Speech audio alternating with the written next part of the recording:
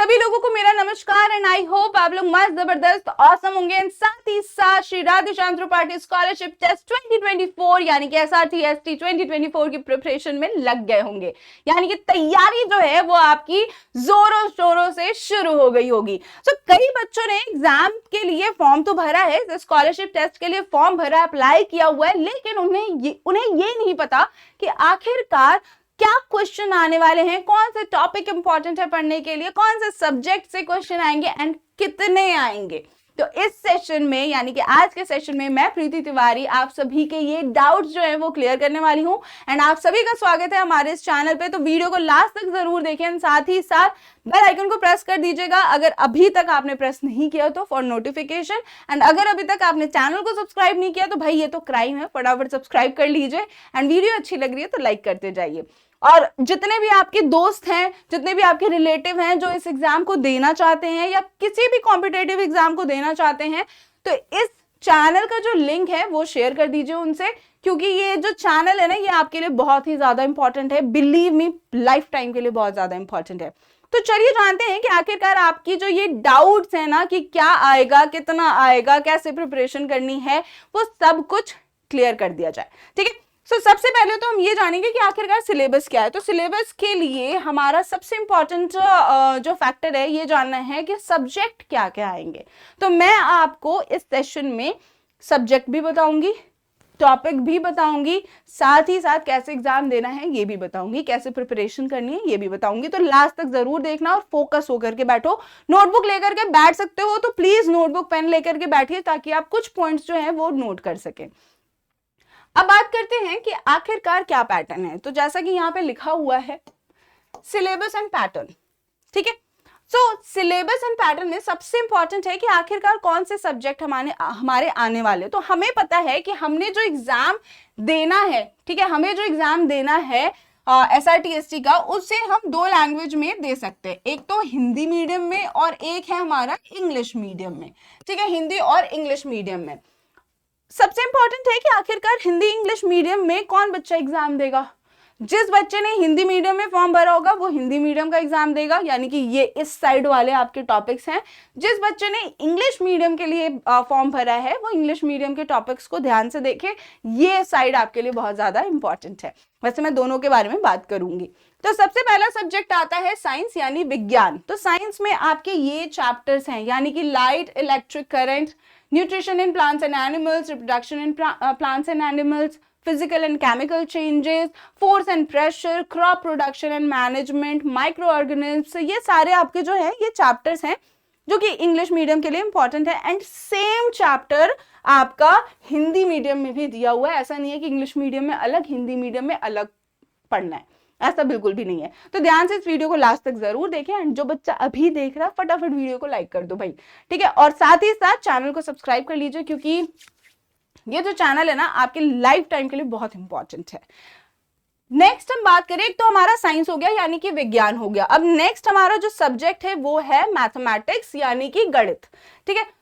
Mathematics में भी आपका हिंदी मीडियम, इंग्लिश मीडियम के क्वेश्चन आएंगे। जितने भी एकेडमिक के आपके होंगे ना सब्जेक्ट, उनके आपके हिंदी मीडियम, इंग्लिश मीडियम दो तरीके के क्वेश्चन आएंगे और लैंग्वेज आपका एज इट इज रहेगा। ओके, सबसे पहले मैथमेटिक्स में आपका ये चैप्टर है, ये सारे आपके टॉपिक्स हैं जिससे कि क्वेश्चंस आएंगे। अब बोलोगे मैम इसमें से कुछ चैप्टर्स तो हमारे अभी करंट क्लास में हमने पढ़ा था और कुछ तो शायद एक दो साल पहले पढ़ा हुआ है।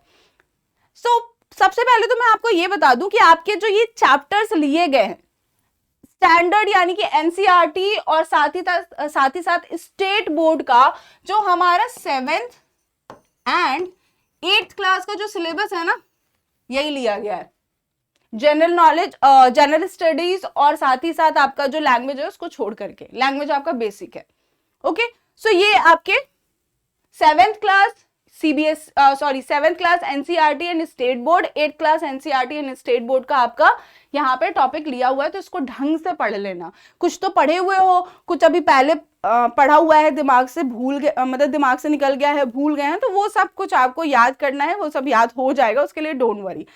Okay, next one is general knowledge.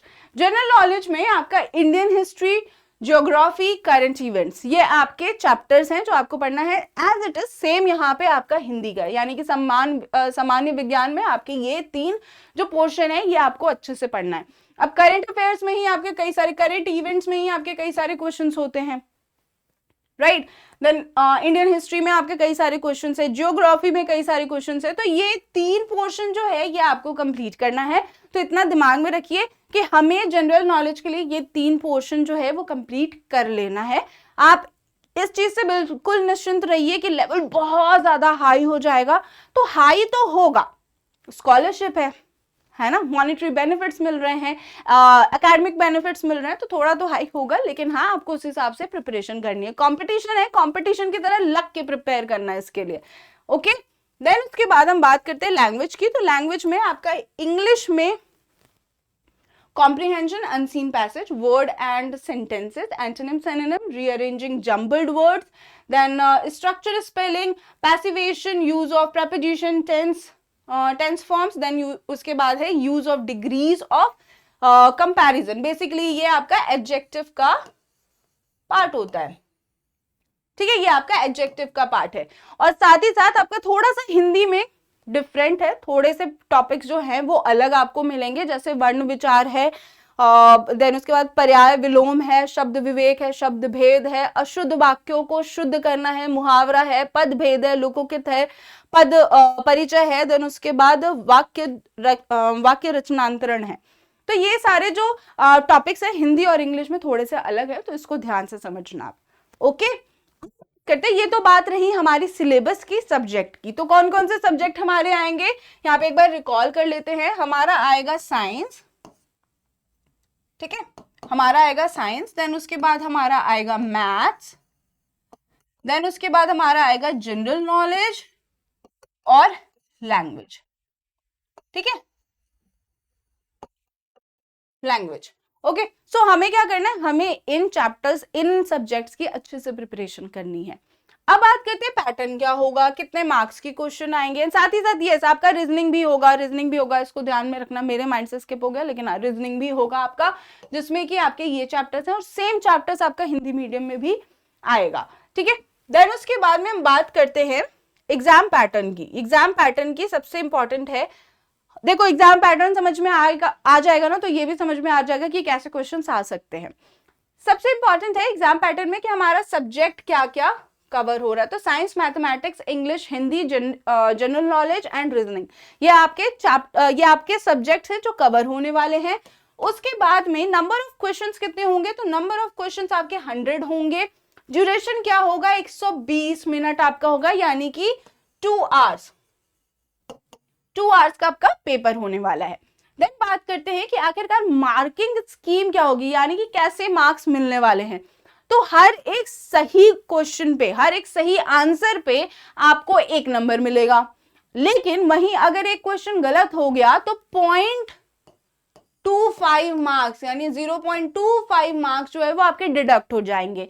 यानी कि अगर आपके 4 क्वेश्चन गलत होते हैं, ठीक है, अगर आपके 4 क्वेश्चंस जो हैं 4 रॉन्ग क्वेश्चंस हो जाते हैं, 4 क्वेश्चंस अगर रॉन्ग होते हैं तो आपका -1 मार्क हो जाएगा, ठीक है। ये कैलकुलेशन बहुत सिंपल है, हमें पता है, राइट। देन उसके बाद में हम बात करते हैं कि आखिरकार क्वेश्चन क्या होंगे, डिस्ट्रीब्यूशन क्या है क्वेश्चन का। तो साइंस के आपके 30 क्वेश्चन है, मैथमेटिक्स के 30 क्वेश्चन है, इंग्लिश के 10 क्वेश्चन है, हिंदी का 10 है, जनरल नॉलेज का 10 है, रीजनिंग का 10 है, ठीक है। तो ऐसे आपके सारे क्वेश्चंस जो हैं वो डिवाइड है इन सब्जेक्ट्स में।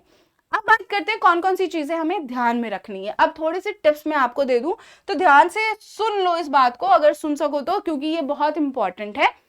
सबसे इंपॉर्टेंट है कि आखिरकार इसमें क्या सिलेबस जो है वो कैसा आ रहा है। तो मैंने आपको बताया कि 7th और 8th क्लास का आपका सिलेबस होगा एनसीईआरटी एंड स्टेट बोर्ड का, सॉर्टेड है, इतना तो मैंने आपको बताया था। अब इसकी प्रिपरेशन कैसे करनी है, जैसा कि मैंने आप लोगों से पूछा, आप लोगों को बताया कि भाई कुछ टॉपिक जो है वो अभी 8th क्लास में मैंने पढ़ा है, कुछ टॉपिक मैंने पहले पढ़ा हुआ जो अभी शायद मुझे याद नहीं है, तो उसको कैसे हमें प्रिपेयर करना है। तो वैसे ही हमारे कुछ टॉपिक्स ऐसे होते हैं जो हमें बहुत अच्छे से आते हैं और कुछ टॉपिक्स हैं जो वीक है, यानी कि स्ट्रांग एंड वीक पॉइंट है हमारा चैप्टर्स में। तो हमें क्या करना है, हमें सबसे पहले अपने जो वीक चैप्टर्स हैं, ठीक है, जो हमारे वीक चैप्टर्स हैं उसको सबसे पहले हमें कंप्लीट कर लेना है, ठीक है। वीक चैप्टर्स को हमें सबसे पहले, वीक टॉपिक्स को हमें फोकस करके सबसे पहले वो कंप्लीट कर लेना है। साथ ही साथ उसके बाद में हम अपने स्ट्रांग एरियाज को भी कंप्लीट करेंगे। ऐसा नहीं कि स्ट्रांग एरिया तो उसे छोड़ दिया जी, नहीं, ऐसा नहीं करना, हमें स्ट्रांग एरिया को भी अच्छे से कंप्लीट करना है। यानी कि वीक हो जाएगी हमारी फर्स्ट प्रायोरिटी, एंड देन उसके बाद स्ट्रांग जो है वो हमारी सेकंड प्रायोरिटी हो जाएगी। ओके, देन उसके बाद में आपके जितने भी टॉपिक्स है, ऐसे आप अपने स्ट्रैटेजी बनाओ, अपने जो लर्निंग है उसको ऐसे स्ट्रेच करो कि आपका जो टॉपिक है, आपका जो पूरा सिलेबस है वो एग्जाम के एटलीस्ट 1 मंथ और 15 डेज पहले कंप्लीट हो जाए। ये चीज आपको दिमाग में रखना है कि एटलीस्ट 1 मंथ और 15 डेज से पहले आप अपने सारे टॉपिक्स को क्लियर कर लो। ऑलरेडी कुछ पढ़ा हुआ है, कुछ रह रहा है, तो जो रह रहा है उसको पहले कंप्लीट कर लो, एंड देन उसके बाद में उसको अच्छे से रिवाइज करो। इससे क्या होगा, इससे 1 महीने पहले या 15 दिन पहले आपका पूरा सिलेबस कंप्लीट हो जाएगा, और वो 15 दिन या 1 महीने में आप फिर से थॉरोली उसको रिवाइज कर सकते हैं। बात करते हैं फिर कि जो हमारा इंटायर सिलेबस है, इंटायर सिलेबस या जो भी क्वेश्चन है उसके लिए आपको क्या करना है, आपको सबसे पहले तो पूरा सिलेबस पढ़ना पड़ेगा, एंड जितने मार्क्स आपके लिए इंपॉर्टेंट है, एलिजिबल है, यानी कि 75 मार्क्स तो आपको 75% मार्क्स तो आपके आने चाहिए भाई, अगर आप सिलेक्शन का सोच रहे हो तो। ये चीज मैंने आपको पहले ही बताई थी। तो सिलेक्शन का अगर आप सोच रहे हैं तो 75% मार्क्स जो है वो मिनिमम होना चाहिए, मिनिमम, ठीक है, मिनिमम आस्किंग है ये हमारी। देन उसके बाद यहाँ पे लास्ट में एक पॉइंट है, do not forget to revise the prepared syllabus, the more you revise the better will be your chance to score high in SRTST। जैसा कि मैंने आपको बताया कि 20 से 15 दिन पहले, 1 महीने से 15 दिन पहले आप अपने पूरे के पूरे चैप्टर्स को अच्छे तरीके से पढ़ लीजिए, अच्छे तरीके से प्रिपेयर कर लीजिए, ताकि आप थॉरोली उसको रिवाइज कर सकें, राइट। क्योंकि जितना आप रिवाइज करेंगे उतना ज्यादा आप श्योर होते जाएंगे टॉपिक्स पे, और उतने ही अच्छे तरीके से आपके जो मार्क्स हैं वो आ जाएंगे, या फिर आप अच्छे तरीके से मार्क्स स्कोर कर पाएंगे अपने SRTST एग्जाम में। रही बात अब इसके रिगार्डिंग अगर कोई और प्रॉब्लम होती है तो कहाँ पूछे, तो आपको पता है कि आपको कस्टमर सपोर्ट से हेल्प लेनी है। कस्टमर सपोर्ट का नंबर यहाँ पे दिया हुआ है 9289672818। Next one is 9450019982। आप मेल भी कर सकते हैं हमें scholarship@satyapath.co.in पे।